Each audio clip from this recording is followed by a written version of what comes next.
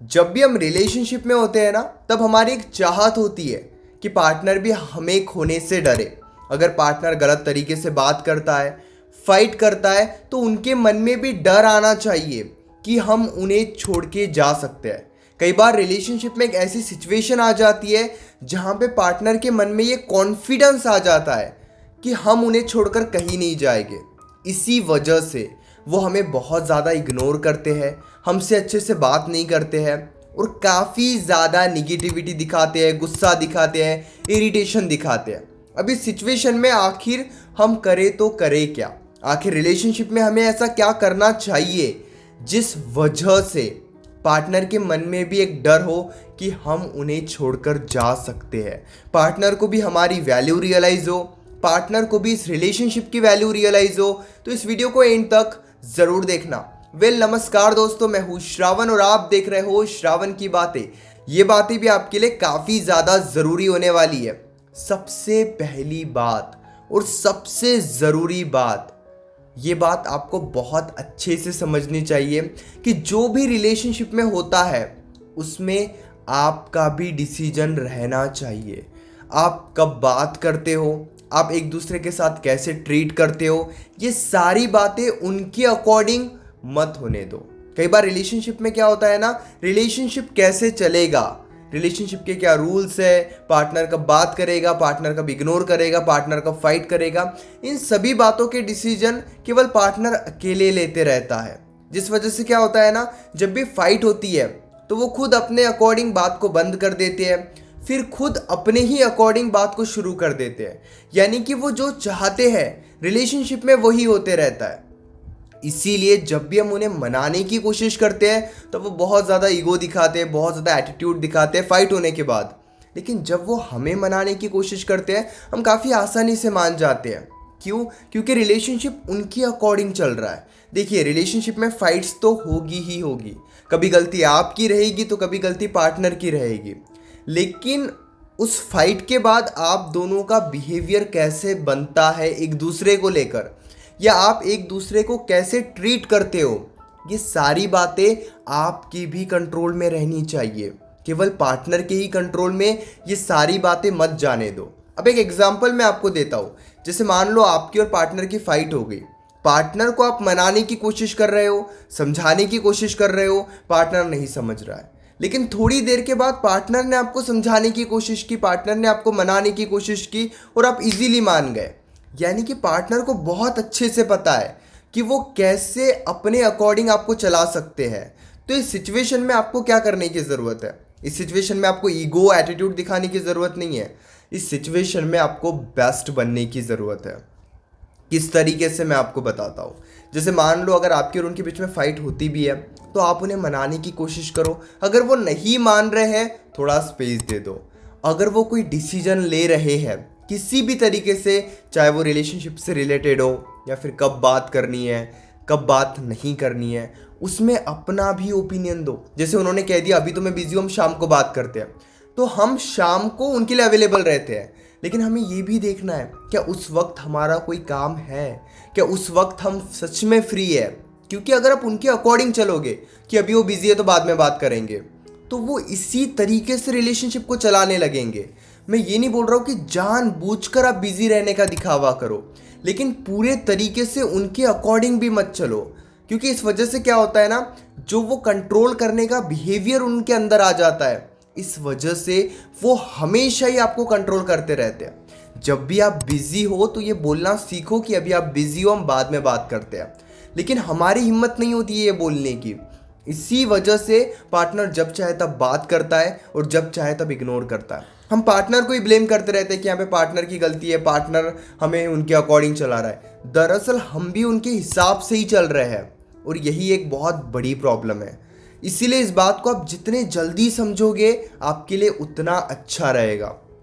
Basically आपको क्या करना है कि जब भी आपके और उनके बीच में फाइट होती है या आपके और उनके बीच में मिसअंडरस्टैंडिंग होती है तो उन्हें समझाने की कोशिश करो, लेकिन कम शब्दों में, अगर वो नहीं समझ रहे हैं तो। और जब भी वो आपसे बातचीत करने की कोशिश कर रहे हैं तब पहले उनसे अच्छे से बातचीत करो और फिर प्रॉब्लम के बारे में डिस्कस करो, ताकि प्रॉब्लम के बारे में बात डिस्कस भी हो जाए उनको उनकी गलती रियलाइज भी हो जाए और आपकी वैल्यू भी कम ना हो। इसीलिए आपको थोड़ा सोच समझ कर चलना ही होगा। उनके अकॉर्डिंग मत चलो, अभी बिजी है तो बाद में बात करते हैं। बाद में अगर आप बिजी हो तो थोड़े टाइम के और बाद बात करो। मैं ये नहीं कह रहा हूँ रिलेशनशिप में जानबूझकर ईगो एटीट्यूड दिखाओ। अगर आप फ्री हो तो बात कर सकते हो, लेकिन अपना काम छोड़ के उन्हें इतनी इंपॉर्टेंस अगर आप देते हो तो ट्रस्ट मी, इससे वो आपको अपने अकॉर्डिंग ही चलाएंगे। जब भी रिलेशनशिप में उन्हें नीड है तब आप उन्हें टाइम दे सकते हो, लेकिन हर बार उनके हिसाब से ही मत चलो। ये भी एक बहुत बड़ी प्रॉब्लम है। तो बैलेंस करना भी सीखो कि कहाँ पर आपको उन्हें इग्नोर करना है और कहाँ पर टाइम देना है। ये दोनों बातें ज़रूरी है। बहुत ज़्यादा इग्नोर करोगे तो भी प्रॉब्लम है, बहुत ज़्यादा ही टाइम दे दोगे तो भी प्रॉब्लम है। कंफ्यूज नहीं होना है, केवल बैलेंस करना है। बिजी हो तो उस काम को कंप्लीट करो, फिर पार्टनर से बात करो। धीरे धीरे इन बातों को फॉलो करो ताकि ये बातें वो भी नोटिस करे और उनके नज़रों में आपकी भी वैल्यू बढ़े। दूसरी बात, अपने लाइफ में हैप्पीनेस वाला पार्ट रखो। देखो, खुश रहना ये आपकी रिस्पॉन्सिबिलिटी है। जब आप पार्टनर के सामने खुश रहते हो, अपने लाइफ में काफ़ी ज़्यादा हैप्पी रहते हो, तो ये सारी बातें कहीं ना कहीं पार्टनर नोटिस करता है और इसी से डिसाइड होता है कि वो आपकी कितनी वैल्यू करेंगे और कितनी वैल्यू नहीं करेंगे। एक बात हमेशा याद रखना, पार्टनर हैप्पीनेस से अट्रैक्ट होता है।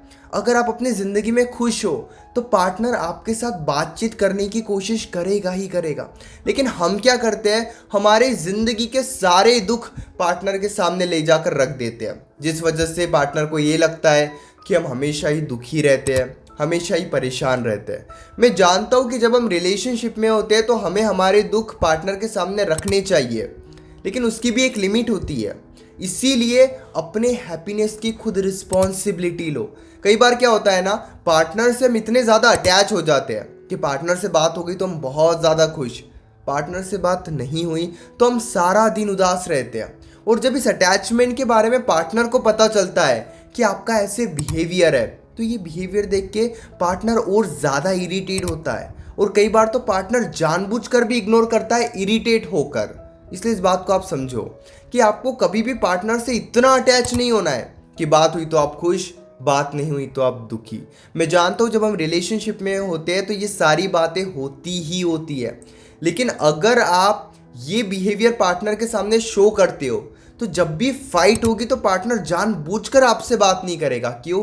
क्योंकि पार्टनर को पता है अगर बात नहीं भी हो रही है तब भी आप उनके बारे में सोच रहे हो, तब भी आप उन्हें याद कर रहे हो, जिस वजह से वो और ज़्यादा आपको इग्नोर कर सकते हैं। इसलिए रिलेशनशिप में ये बिहेवियर कभी मत बनाओ।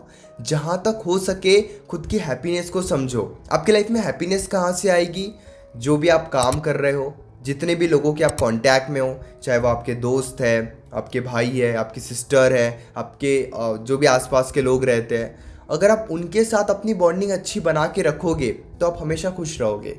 आपकी लाइफ में बहुत सारे काम होते हैं करने के लिए, उन कामों पर ध्यान दो। जब आप अपने लाइफ में फोकस करना स्टार्ट करते हो तो वहाँ से आपको हैप्पीनेस मिलती है। सारा ध्यान रिलेशनशिप के ऊपर लेकर जाओगे तो ये बहुत बड़ी प्रॉब्लम है। इसलिए आपको सारा ध्यान रिलेशनशिप के ऊपर नहीं लेकर जाना है। रिलेशनशिप को इम्पोर्टेंस दो, बहुत अच्छी बात है, लेकिन अपने लाइफ की सारी इम्पोर्टेंस वहाँ मत दो। काम में मन नहीं लग रहा है क्योंकि पार्टनर से बात करनी है, दोस्तों से बात नहीं कर रहे हो क्योंकि पार्टनर से बात करनी है। इतनी अटैचमेंट अगर आप लेके चलोगे रिलेशनशिप में तो फिर कैसे बचोगे निगेटिविटी से? इसीलिए आपको ये भी समझना है कि लाइफ में बैलेंस काफ़ी ज़्यादा ज़रूरी है, और नहीं तो आप परेशान ही होते रहोगे, नहीं तो आप डिस्टर्ब ही होते रहोगे। इसीलिए कुछ बातें जो आपको बहुत अच्छे से समझनी चाहिए, कुछ बातें जो आपके लिए बहुत ही ज़्यादा ज़रूरी है, वो ये है कि लाइफ में अपने डिसीजन लेना भी स्टार्ट करो, अपने अकॉर्डिंग भी चलो ताकि रिलेशनशिप में आपकी वैल्यू बढ़े। पहले ही पॉइंट पे मैंने आपको ये बता दिया था। दूसरी बात बहुत ही ज़्यादा क्लियर है, ज़्यादा कंफ्यूज आपको नहीं होना है कि हैप्पीनेस वाले पार्ट की रिस्पॉन्सिबिलिटी खुद लो। पार्टनर के सामने हमेशा दुखी मत रहो, निगेटिव मत रहो, परेशान मत रहो, इस वजह से आपकी वैल्यू कम होती है। जितना हो सके खुश रहो, पॉजिटिविटी दिखाओ पार्टनर को ताकि वो आपसे बातचीत करने की कोशिश करे। ये आपके लिए काफ़ी ज़्यादा ज़रूरी है। उम्मीद करता हूँ वीडियो अच्छी लगी होगी। अगर आप मुझसे डायरेक्टली कॉल पर अपनी बात करना चाहते हो तो डायरेक्टली पेड कंसल्टेशन के लिए आप मुझे मैसेज कर सकते हो 9834250097 इस नंबर पर।